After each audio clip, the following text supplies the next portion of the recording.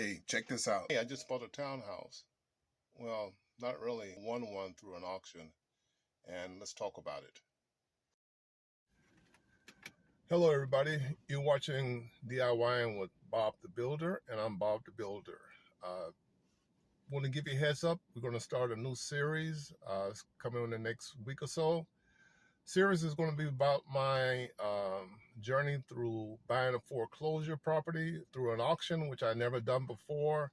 And we're going to go through the process. I'm going to show you through the process, describe it to you, and we're going to then spin off into a multi-parts talking about the renovation of the property. This is an auction in the Midwest given by Judicial Sales Corporation, and acting on their behalf.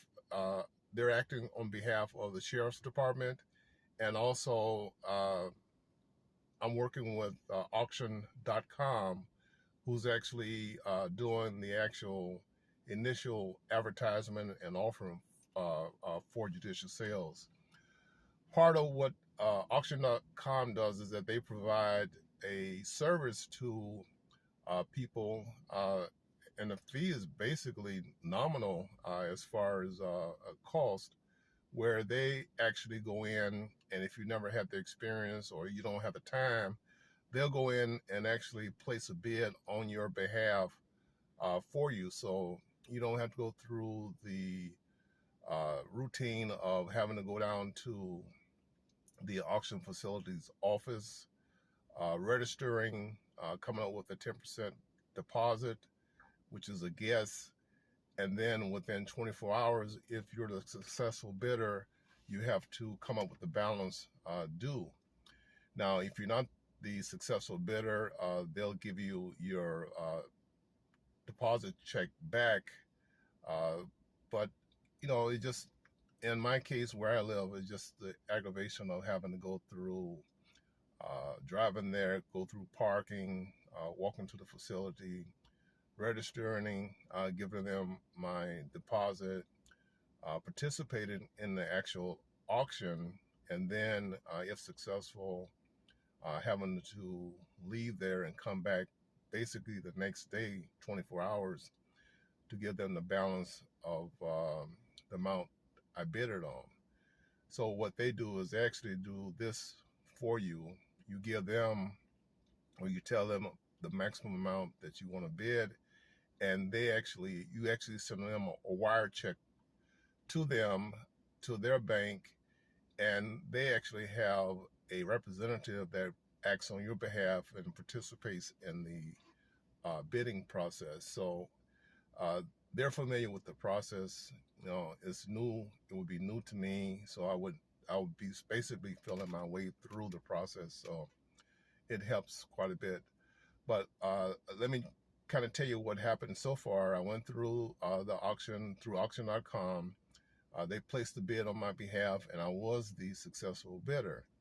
Now, let me kind of back up and just say, as far as Judicial Sales Corporation, talking to their personnel, working with their personnel, and auction.com, working and talking to their personnel, I got extremely good support from them, and I highly, strongly recommend that, if you want to go that route, you've never done an auction, participated in an auction before, I would suggest that at least you hook up auction.com, because they actually do auctions across the United States, where judicial sales is sort of limited to certain areas because they actually work on behalf of the county sheriff department.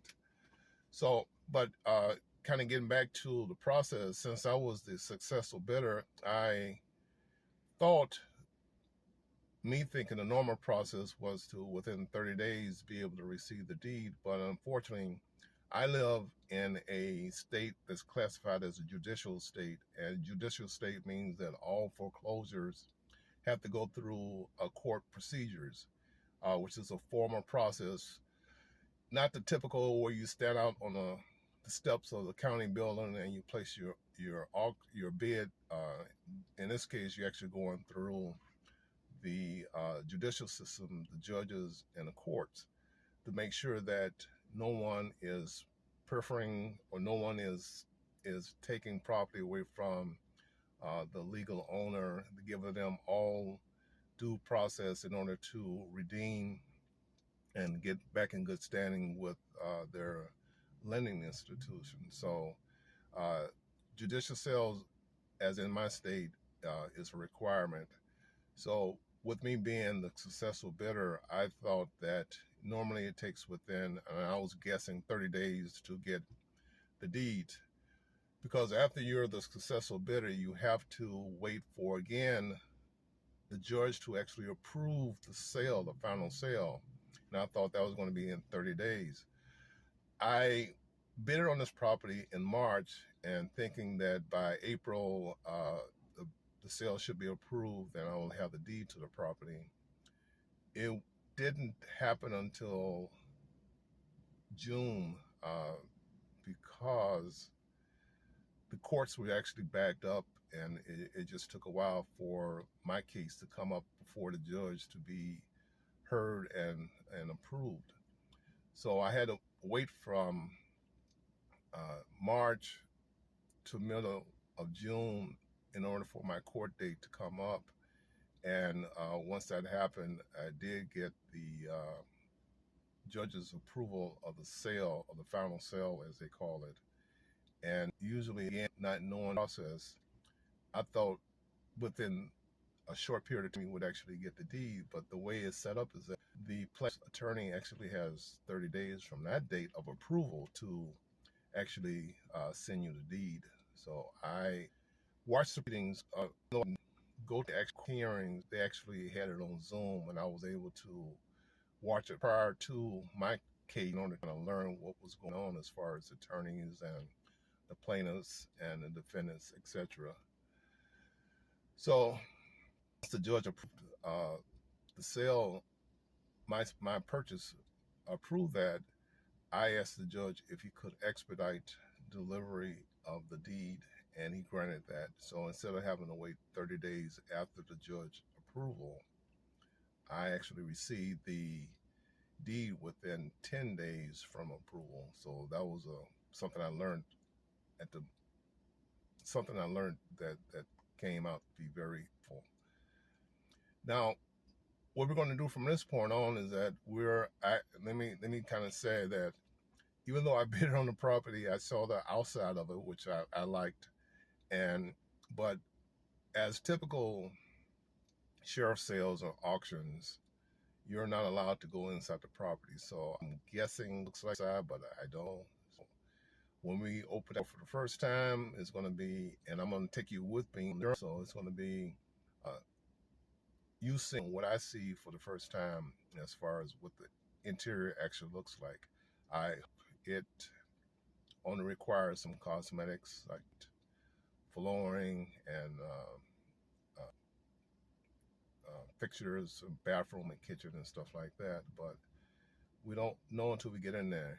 I hope there's especially no mold, and I hope there's no destruction to the walls or things like that. This is roughly 1,250 square feet, and it's sitting on a concrete slab, so there's no basement or flooding associated with that to worry about. But I think, and to sure that I'm not going to be totally surprised unless there's something really, really extremely wrong with it, I did go and prepare a budget, and I'll go through that with you on the coming parts of this video to show you what I anticipated, and then as we work through this project, as far as painting, renovation, cleaning, etc., you'll see how this event turns out, how my budget paired what my actual expense came to. So join me on this adventure of multi-series of videos, and I look forward to going through this adventure with you. I look forward to going through this adventure with you through video. And if not, of course, I'm a subscriber. I ask you to hit the subscribe button and join my webpage, and quite naturally give me a thumbs up. It helps on the analytics for the YouTube, and I'll be talking to you in the future. Bye.